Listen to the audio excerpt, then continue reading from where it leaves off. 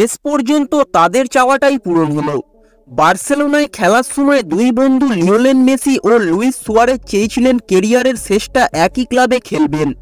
দুজন মিলে যখন সেই স্বপ্ন দেখছিলেন, তারপর কত কিছুই তো ঘটে গেছে।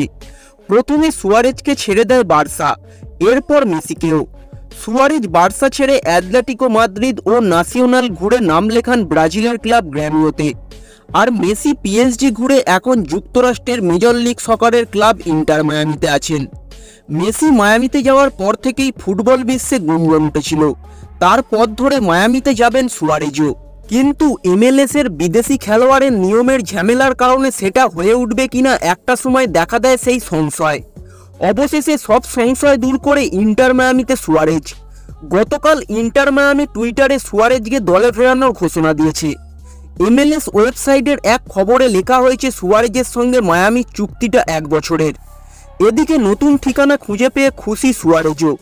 তিনি বলেছেন, ইন্টার মায়ামিতে নতুন চ্যালেঞ্জ নিতে পেরে আমি রোমাঞ্চিত। শুরু করতে আমার তর সইছে না। অসাধারণ এই ক্লাবের হয়ে আরও শিরোপা জয়ের স্বপ্নকে বাস্তবায়ন করতে আমি তৈরি।